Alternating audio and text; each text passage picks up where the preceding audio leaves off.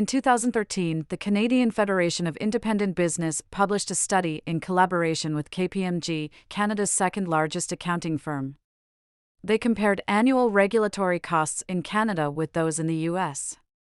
The end result was that the cost per employee was $1,858 higher per employee in Canada.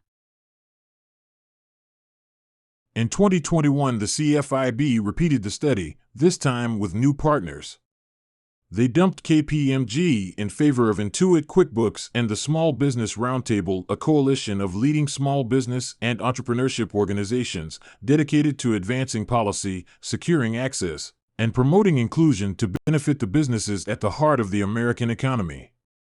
According to the updated study, the amount of time spent on regulation per employee declined by about 6 hours in Canada for our smallest businesses. In the United States, these costs more than doubled, increasing by 133 hours since 2013. The results for Canadian businesses with between 20 and 49 employees also benefited from a decline of 6 hours per employee.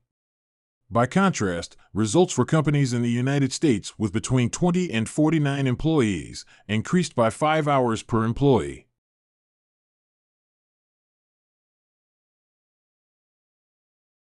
At SBA Canada, we're particularly interested in the cost of professional fees.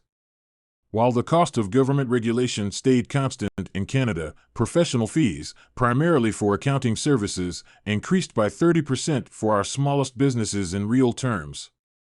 This increase coincided with the amalgamation of the three legacy accounting bodies in 2014. The prime beneficiaries of these increased costs were arguably Canada's largest accounting firms and the 13 professional regulatory bodies they controlled. While changes in the relative values of the two currencies make comparisons complex, there are a number of concerns we have with regulatory changes introduced by CPA Canada. First, standards for compilation engagements, which overwhelmingly affect our smallest businesses, have been increased, ostensibly to protect the public interest.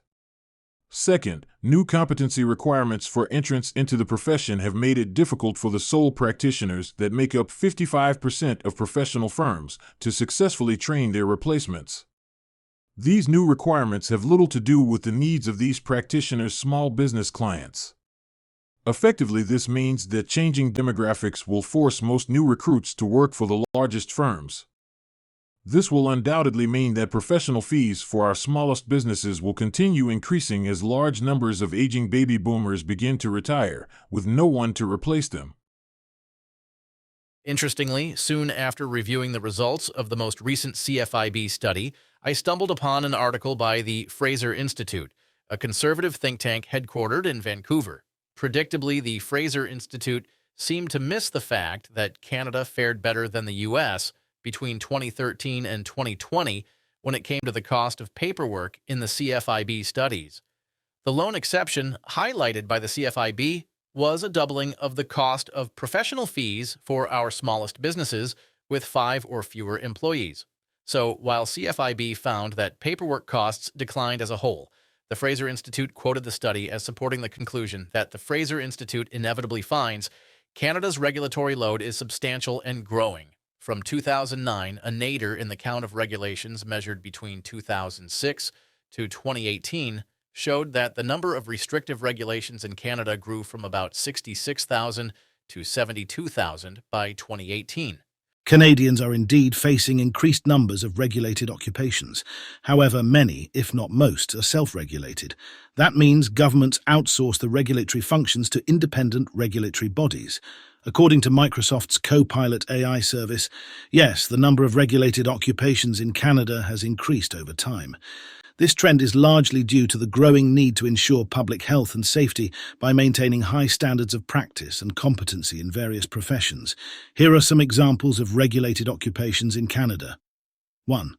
Healthcare, doctors, nurses, pharmacists, dentists, and physiotherapists. 2. Engineering, civil engineers, mechanical engineers, and electrical engineers.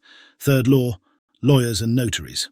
4. Finance, chartered accountants and financial advisors. 5. Education, teachers and early childhood educators. 6th, trades, electricians, plumbers and carpenters. 7. Social services, social workers and psychologists.